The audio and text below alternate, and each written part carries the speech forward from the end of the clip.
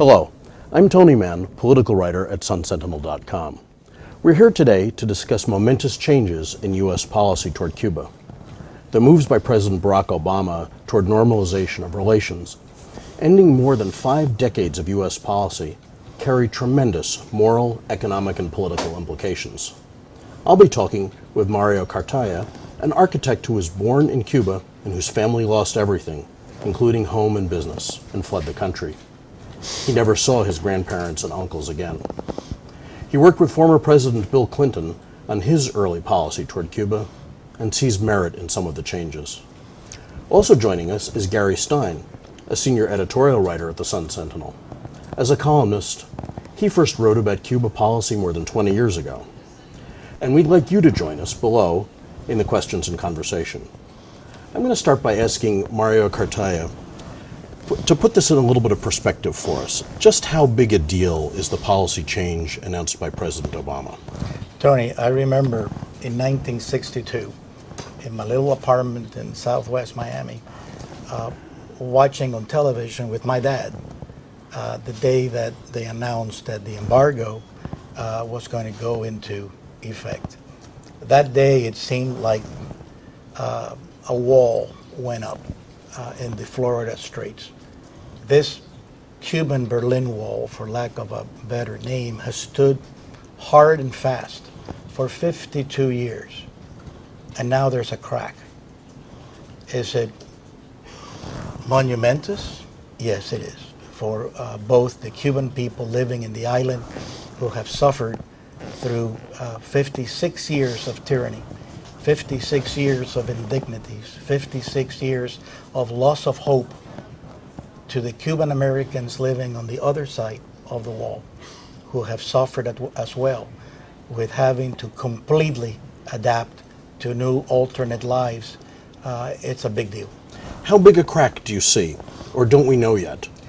Well, we will know how this plays out, but for the leader of the free world, for the American president to stand up and say, it's time to completely rethink the embargo, it's time to put it up to Congress to avoid the embargo, would be tremendous pressure on the American government to rethink what the American government stands for as far as Cuba is concerned. If you stand for liberty, if you stand for justice, if you stand for freedom, then you want to be able to get rid of a policy that hasn't worked, that has allowed a dictator to perform all of his evil deeds with us just looking away, or be able to have meaningful dialogue and pressures put upon the Cuban government by having mutual embassies in which we can discuss our differences, in which we can discuss our grievances.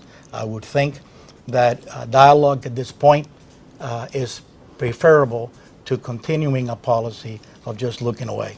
Well, there are a lot of points that we're going to be discussing in the next few minutes, but Gary Stein, how big a surprise was this when you saw the news yesterday? Well, when we heard about for the last couple of days, we've been reading that there were some movement on the Alan Gross thing, and that, of course, as we were talking about, opened the door.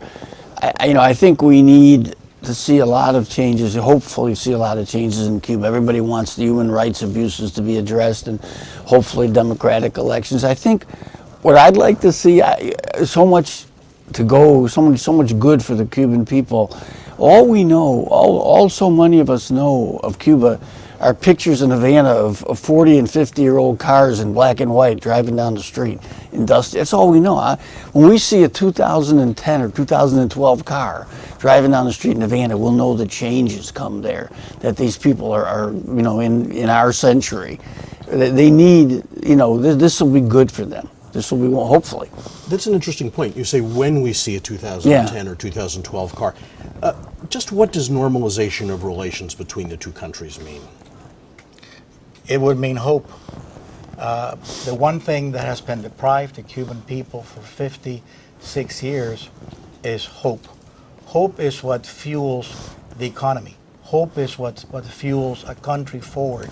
Hope is what you give a person, and that person runs with it and makes his life a better life through education, through hard work, because they know that there's hope that they can set their lives to be able to live a better quality of life.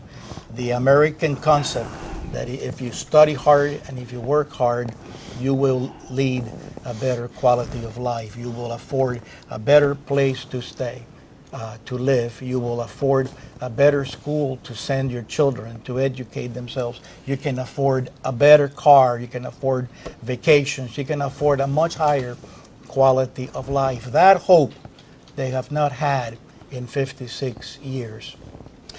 And you've both, go ahead, Gary. Oh, I was going to say everything Mario says is true. For whatever reason, and yes, this was a big deal, I don't see anything happening while Obama is president. I don't see much change. You know, he talked everything and what he wants. I don't think the Republican Congress is going to allow this to happen. Well, they're not going to allow this to be a positive on his legacy. Marco Rubio is already talking about not even allowing a vote on an ambassador. He's not even going to allow that to happen. And, you know, they certainly aren't going to do any discussion on the embargo. Or they can discuss it all they want. It's not going to happen, lifting the embargo. I think they'll wait to see who the next president's going to be and let him have that on his legacy. Unless it's Hillary Clinton, and then we go again. The political implications are fascinating. You a moment ago, you both expressed support for what you hope will happen. But, you know, there's no doubt that the Castro brothers have been pretty brutal dictators. I mean, does normalizing relations with the two countries send the wrong moral message?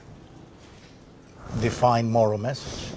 Well, I mean, these are people, I mean, still in Cuba today, political dissidents, observant Jews who speak out, gays still get thrown in prison, don't they? So by doing something that may help the regime, isn't that sending the wrong message by the United States? Look, make no mistake about this.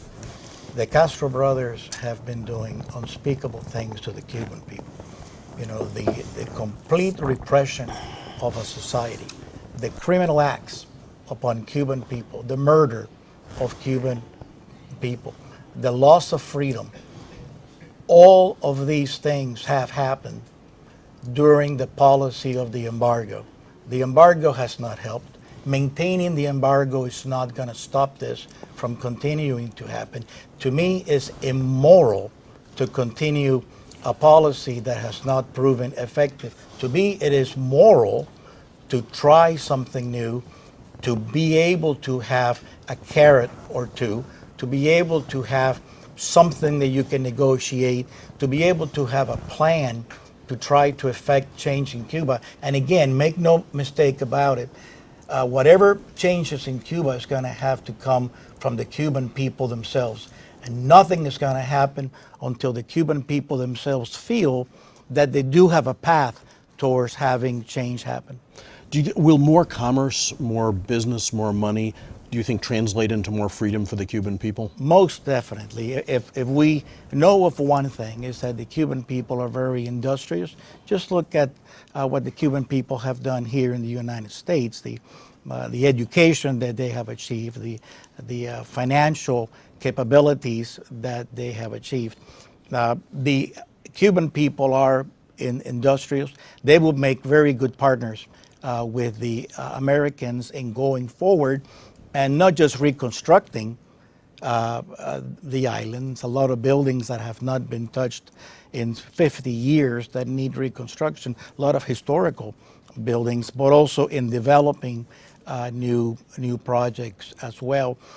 If you give these Cubans jobs, and if they know that these jobs are going to be there, if you give them a sense of self, that they can control their own destiny, that will translate into trying to control their future, and then you're going to have new political ambitions born.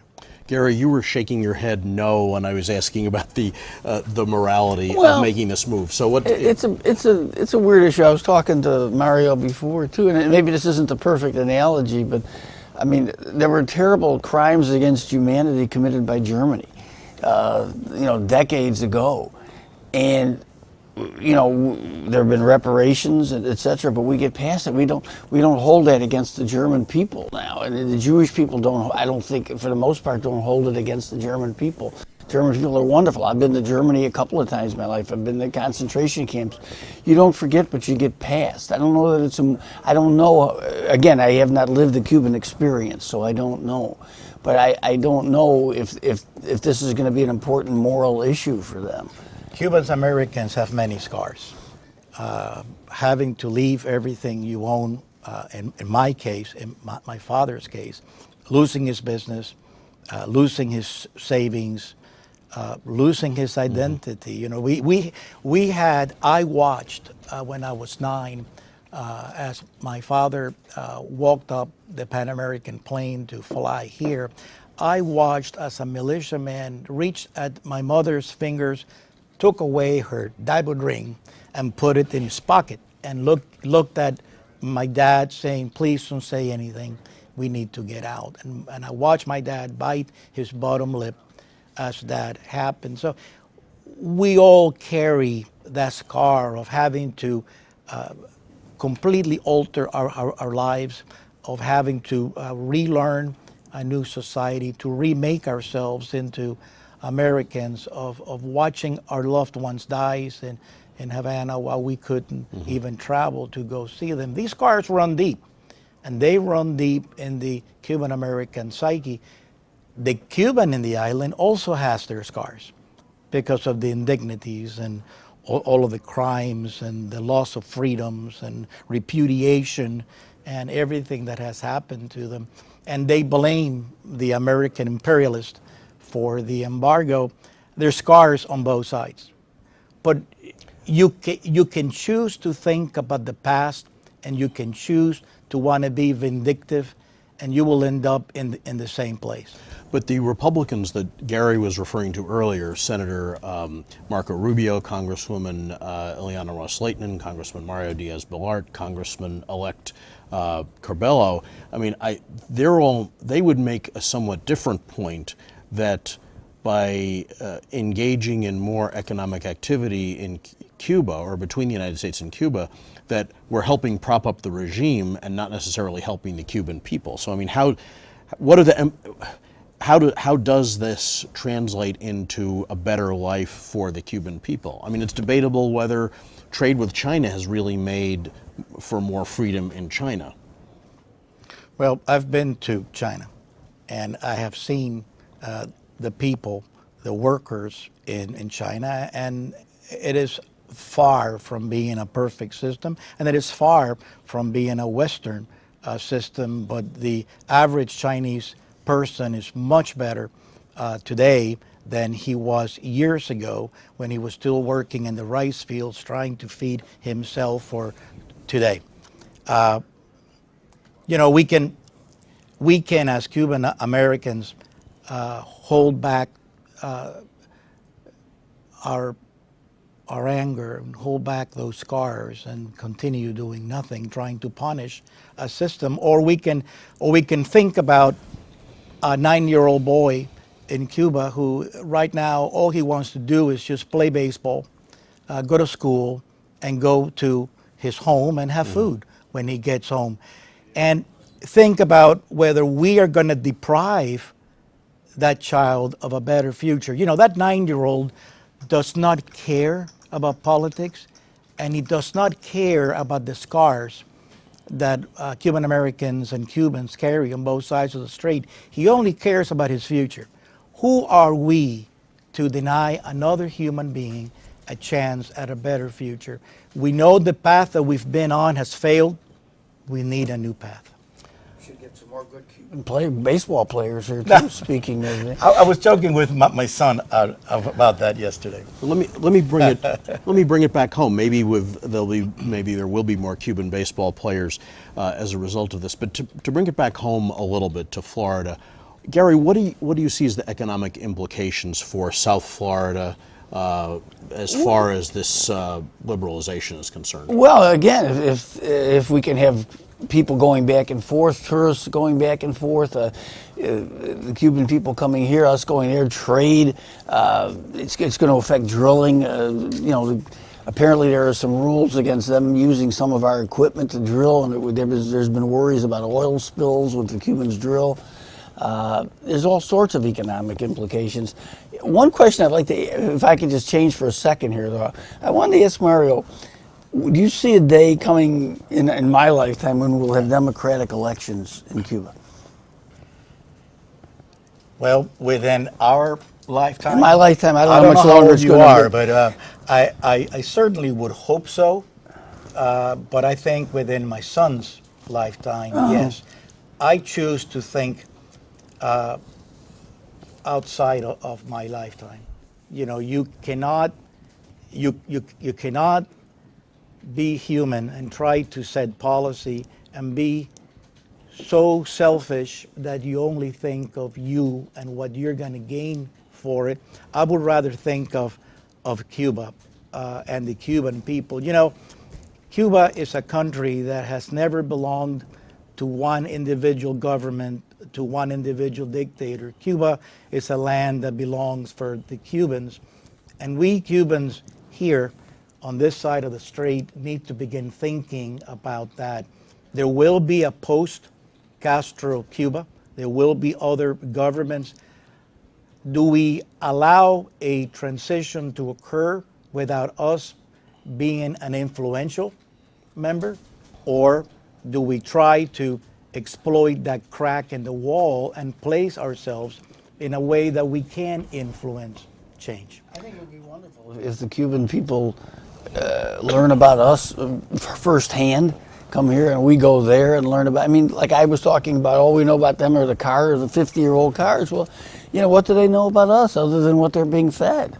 You know, having them come here and talk to people and vice versa may be the biggest part of this if it ever happens. You know, the American tourist is a wonderful tourist.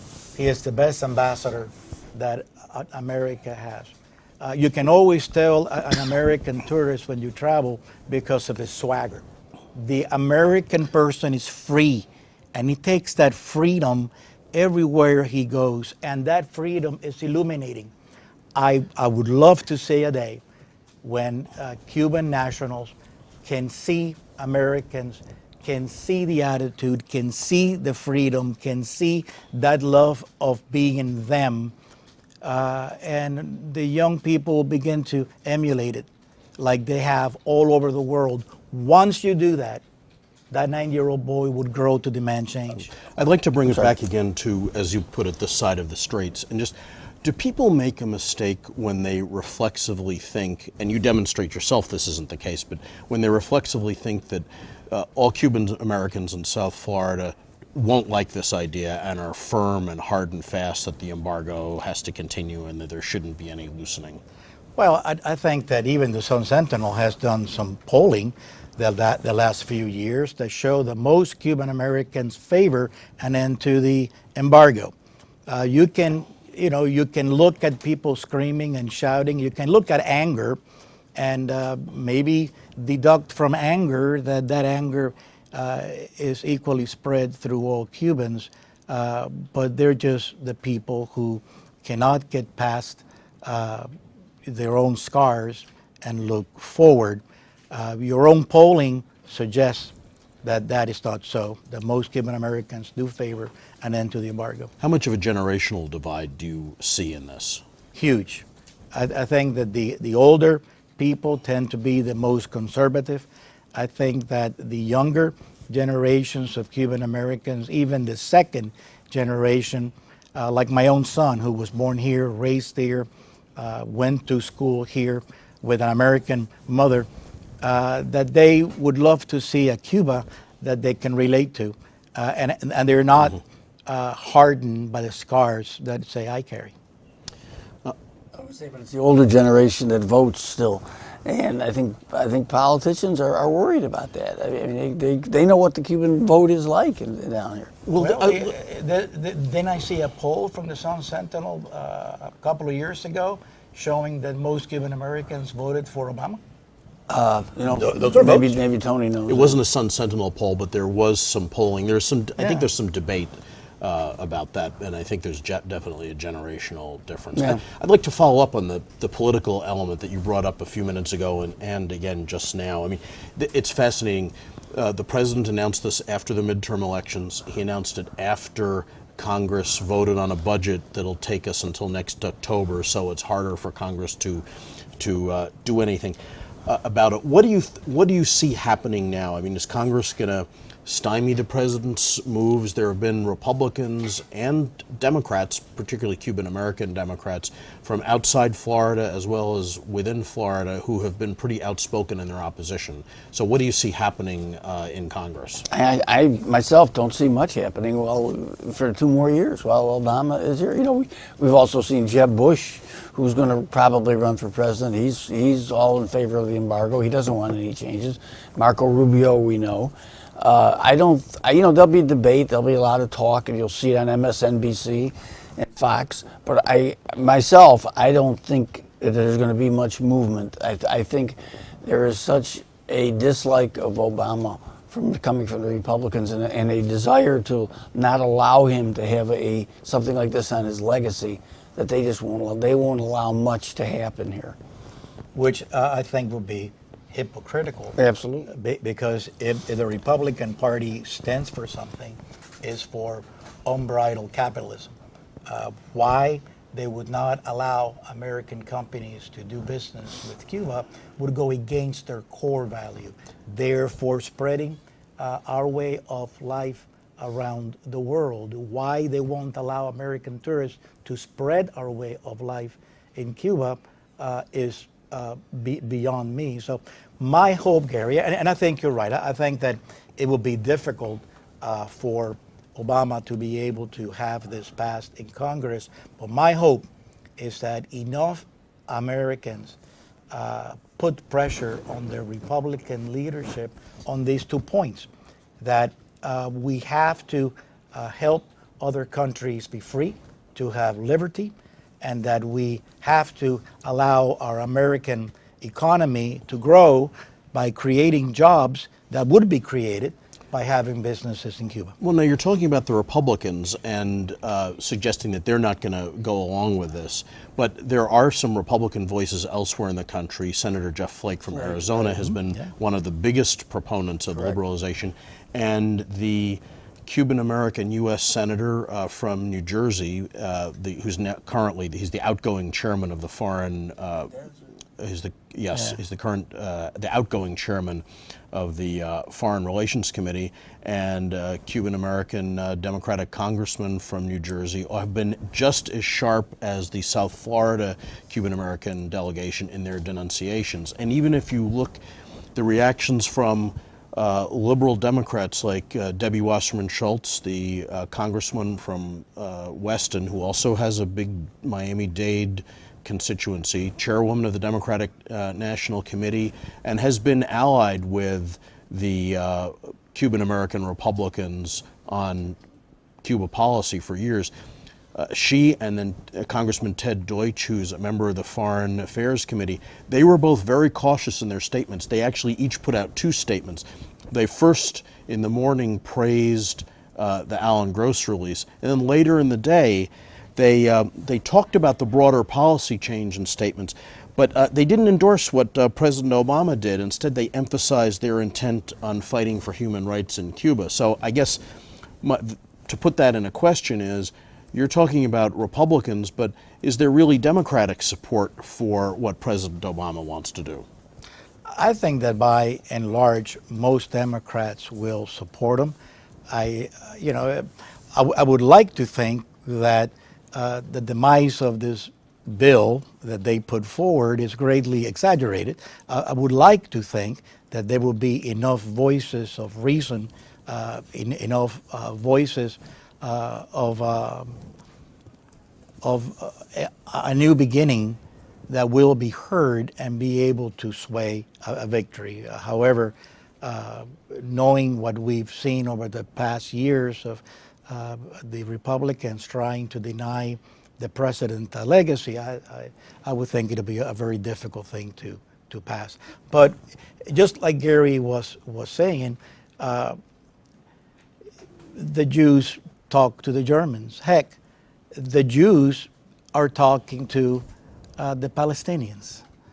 If that can happen, why can the Americans talk to the Cubans? You know, I would implore and I would ask Debbie if she's watching to think about that. On one end, she says that the Jews should have meaningful dialogue with the Palestinians. On the other end, she said that the Cubans should not have meaningful dialogues with the American. Take a side and pick one side and be consistent. Dialogue causes change. Looking the other way allows the status quo to remain. More hardships, more crimes committed. Well, I can't speak for her, but I don't know that she's saying dialogue is bad. But I don't know that. But I think some of the economic liberalization, she certainly did not come out in support of what the president did. So, Gary, is it just Republican opposition? No, you were just talking about it. I think there is some Democratic opposition, and again, a lot of these Democrats are going to be running for re-election in 2 years. Just like they ran from Obama this past election, maybe they're still doing that. Maybe they don't. Maybe they don't want to be associated with something this big that was Obama's 2 years from now when they run for re-election. So I think there's still a lot of that fear. The Miami-Dade Republican chairman, he put out a statement, and it was a pretty strong statement. He said, as a Cuban American, I'm sick to my stomach that an American president would have such little regard for democracy or human rights. His actions demonstrate, at best, a complete naivete and a level of trust with terrorist dictators, and at worst, complicity in the criminal acts of the Castro regime. Now, more than ever, we need a Republican in the White House that understands the importance of a strong America that doesn't negotiate with terrorists and doesn't put Americans in harm's way. I read that to set up a question to ask the two of you. What do you see as the political implications, particularly in Florida, of what's transpiring? Gary? Well, like we said, it's good. I don't know if Jeb is going to run. Jeb will be strong against any kind of normalization. It's going to be a big issue 2 years from now, because I don't think the needle will have moved that much in 2 years. So I think it's going to be a big issue with a lot of people. You know, for most people, for many people, non-Cubans, it doesn't hit home that much. You know, they're concerned about the economy, they're concerned about this and that. But it will be a very big issue, and it's a great issue that plays well on TV, because you're going to get a lot of hostility, you're going to get a lot of opinions both ways. I think you will see it as a big issue that you didn't see just a month ago in the election. You will see it very big 2 years from now. A crack has happened. Undeniably, a crack has happened, and it's having already an effect. We're here talking about it. So already you're seeing the political implications of what happened yesterday. I imagine that in the Cuban American community, there will be a discussion about the future of Cuba, and I think that both sides are going to be heard. Is it going to end up moving Cuban American votes in Florida in 2016, do you think? I think it's going to become a very polarizing issue, and I think that should any president, hopeful, say Hillary, should she run on that same policy, you're going to see a lot of Cuban Americans that will vote for her because of this policy. This is a crack. A crack has happened, and I think that once you have a crack, that crack only grows. Gary, what do you see as the effects on a Hillary Clinton candidacy, assuming she's the Democratic nominee? Well, the Clintons have been very strong. I mean, Bill Clinton was out here in Miami, last week, talking about the need for something like this. You know, he said as soon as we can get Alan Gross freed, maybe we can talk about something like this. And I've got to believe Hillary feels the same way. I think she's going to very much want to continue the policy that President Obama has talked about. You know, how that's going to play with the Cuban community down here. Hopefully they'll understand, as Mario's been talking about, that we have to go forward. But I don't think that it's going to hurt her. I really don't. My guess is it's marginally negative in Florida for Hillary Clinton. You know, it's a huge battleground state, and we award more than 10% of the electoral votes needed to win the presidency. I don't think there are going to be many people who are going to be outraged by this, who would vote for her anyway. However, I do think, and the reason it'll be marginally negative, I think, is that it will energize opponents, and that will gin up people who are unhappy about this and are more likely then to vote for a Republican presidential candidate. So I think it may give some energy to the other side and maybe give it a little bit of a boost that way. Whereas I think the swath of people who may support it isn't going to feel quite as passionately as those opponents. So, as I say, I think maybe we get a little bit of a negative. That those who hate her are going to hate her no matter what, involving Cuban policy, and those who like her are going to, this isn't going to change the minds. I agree with you, of that many people. It is the Cuban American who has been apathetic to voting because nothing ever changes, that may just go out and vote. Senator Rubio wrote today in the Wall Street Journal that Mr. Obama's new Cuba policy is a victory for oppressive governments the world over and will have real negative consequences for the American people. So I'm wondering, is there a broader impact on international relations, both in the Americas and beyond?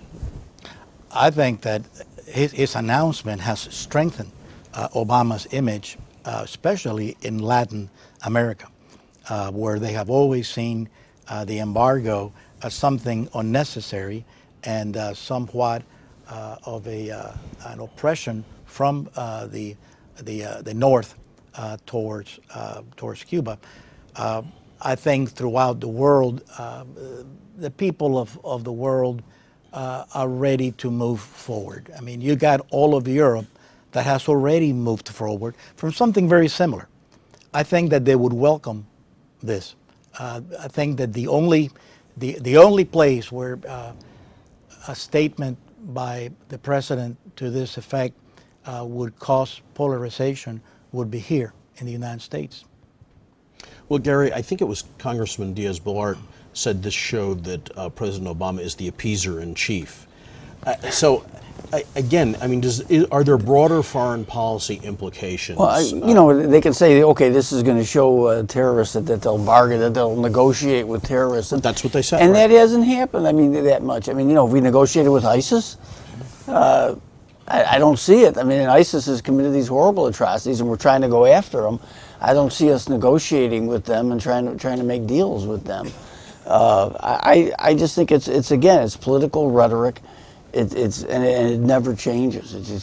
It just continues to get. I think it's just the opposite. If you're a bully, and if my policy is to look the other way, because I just don't want to talk to you because you're a bully, and leave you alone, you're going to keep bullying. Tell me how it was not appeasing a dictatorship to have the embargo.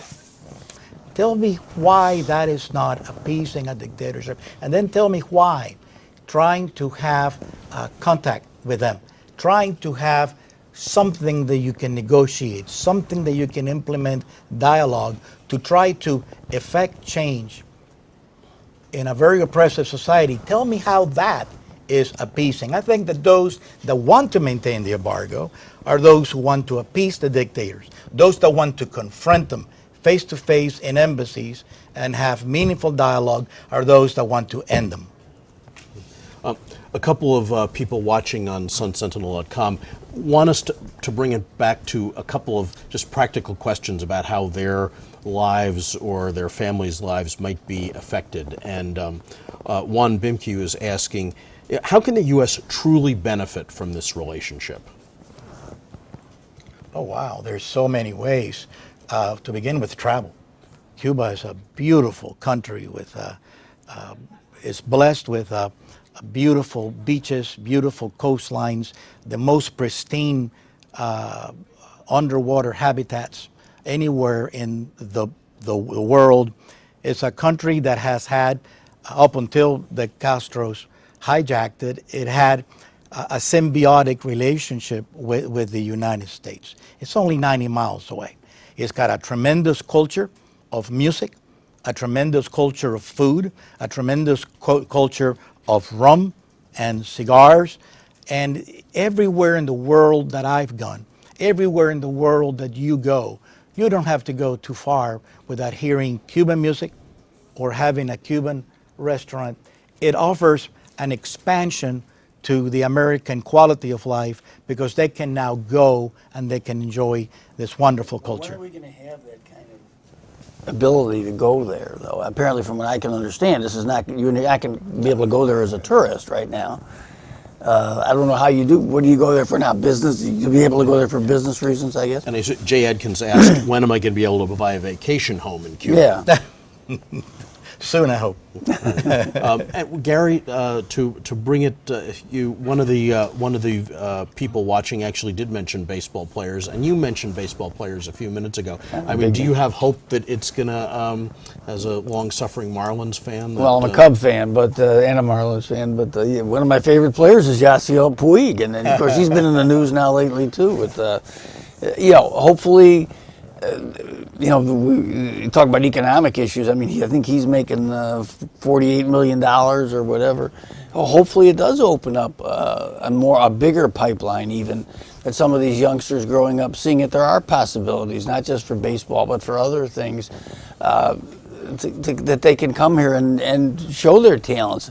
How many musicians have we had who have been barred from playing here because the Cuban community in Miami won't allow it. They protest and they won't allow these great musicians to play there. In, I think it was either 58 or 59, I was a little kid, and the Cubans had a team, had a AAA baseball team. People have forgotten that. We had a AAA baseball team called the Cuban Sugar Kings. And the Cuban Sugar Kings were playing in the Little World Series, I think it was against Montreal, who back then also had a AAA franchise. And I was sick. I had the flu. My father had gotten tickets for us to go, and I realized I couldn't go until my dad came in, put a blanket around me and said, "We're going anyways. You're seeing this final game." And we went to the Cerro baseball stadium to watch.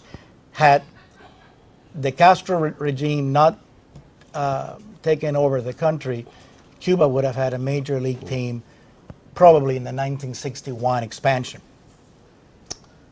Wow, that's interesting. Yeah. And I have to say, that's a great note on which to close this discussion. My thanks to Gary Stein and to Mario Cartea, and to you for joining us. Keep up with the latest developments on the Cuba story at sunsentinel.com. For sunsentinel.com, I'm Tony Mann.